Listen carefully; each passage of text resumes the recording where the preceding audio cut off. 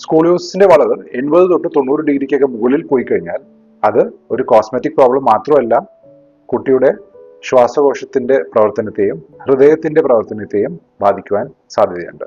നമസ്കാരം, welcome back to spine focus. കുട്ടികളിൽ, പ്രത്യേകിച്ച് കൗമാരക്കാരായ പെൺകുട്ടികളിൽ ഒരു വശത്തേക്ക് നട്ടെല്ല് വളഞ്ഞിരിക്കുന്ന അവസ്ഥയാണ് നമ്മൾ സ്കോളിയോസിസ് എന്നുകൊണ്ട് ഉദ്ദേശിക്കുന്നത്. സ്കോളിയോസിന്റെ വളവ് 40 ഡിഗ്രിക്ക് മുകളിൽ പോവുകയാണെങ്കിൽ ഓപ്പറേഷൻ ചെയ്ത് നട്ടെല്ലിലെ വളവ് നിവർത്തുന്നതാണ് നല്ലത്.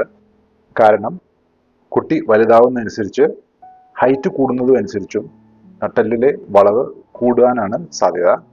മാത്രമല്ല, ഇതിന്റെ ഭാഗമായിട്ട് ഷോൾഡറിന്റെ ലെവലുകളുടെ വ്യത്യാസം, അല്ലെങ്കിൽ ഷോൾഡറിന്റെ ലെവലിലുള്ള ഇംബാലൻസ് വരുവാനും നട്ടെല്ലിന്റെ ഷേപ്പിന് വ്യത്യാസം വരുവാനും സാധ്യതയുണ്ട്. വലിയ വളവുകൾ, അതായത് 80 തൊട്ട് 90 ഡിഗ്രിക്ക് മുകളിലൊക്കെയുള്ള വളവുകൾ ഓപ്പറേഷൻ ചെയ്യുന്നത് വളരെ ശ്രമകരമായ ഒരു ദൗത്യമാണ്. ഇതിന് കാരണം നട്ടെല്ലിന്റെ ഉള്ളിലൂടെ സുഷുമ്നാ നാഡി അല്ലെങ്കിൽ നമ്മുടെ സ്പൈനൽ കോഡ് കടന്നു പോകുന്നുണ്ട്. അപ്പോൾ നട്ടെല്ലിൽ ഈ വളവ് നിവർത്തുന്ന സമയത്ത് നാഡീഞരമ്പുകളിലും ഇതിന്റെ സ്ട്രെച്ച് വരുവാനായിട്ടുള്ള സാധ്യതയുണ്ട്.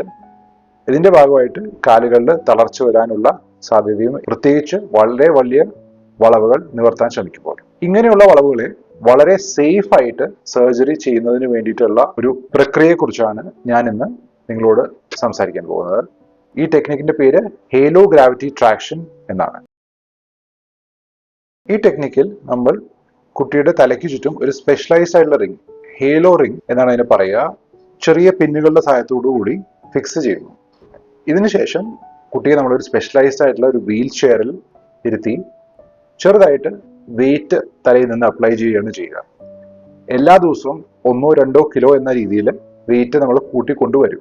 ഇത് ചെയ്യുന്നത് മൂലം ഓപ്പറേഷന് മുമ്പ് തന്നെ നട്ടെല്ലിലെ വളവിനെ നല്ലൊരു പരിധി വരെ നിവർത്തി കൊണ്ടുവരുവാനും സ്പൈനിന്റെ ഫ്ലെക്സിബിലിറ്റി കൂട്ടുവാനും സാധിക്കുന്നു.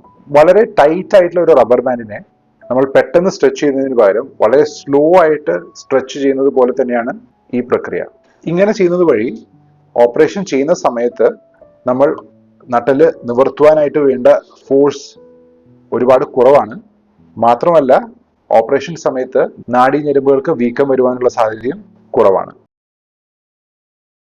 സ്കോളിയോസിസ് ഓപ്പറേഷൻ ചെയ്യുന്ന എല്ലാ കുട്ടികൾക്കും ഈ ഹേലോ ഗ്രാവിറ്റി ട്രാക്ഷൻ ടെക്നിക്കിന്റെ ആവശ്യമില്ല. ഇത് ആവശ്യം വരുന്നത് 80 തൊട്ട് 90 ഡിഗ്രിക്ക് മുകളിൽ വളവുകളുള്ള കുട്ടികൾ, അല്ലെങ്കിൽ ഹൈ റിസ്ക് ആയിട്ടുള്ള പേഷ്യൻസ്, ഇങ്ങനത്തെ കണ്ടീഷൻസിൽ മാത്രമേ നമുക്ക് ഈ ടെക്നിക്കിന്റെ ആവശ്യം വരാറുള്ളൂ. ഇങ്ങനെ ചെയ്യുന്ന വഴി ഓപ്പറേഷൻ കഴിഞ്ഞിട്ട് നട്ടെല്ലിലുള്ള വളവ് നല്ല രീതിയിൽ നിവർത്തുവാനും സ്പൈനിന്റെ ബാലൻസ് തിരിച്ചു കൊണ്ടുവരുവാനും സാധിക്കുന്നു. സ്കോളിയോസിസ് കറക്ഷൻ ഓപ്പറേഷനുകളുടെ പ്രധാന ലക്ഷ്യം നട്ടെല്ലിന്റെ വളവ് നിവർത്തുവാൻ മാത്രമല്ല, അതിനെ വളരെ സേഫ് ആയിട്ട് എങ്ങനെ എക്സിക്യൂട്ട് ചെയ്യാം എന്നത് കൂടിയാണ്. ഇതിന് ഹേലോ ഗ്രാവിറ്റി ട്രാക്ഷൻ വളരെ ഉപകാരപ്രദമായ ഒരു ടെക്നിക്കാണ്.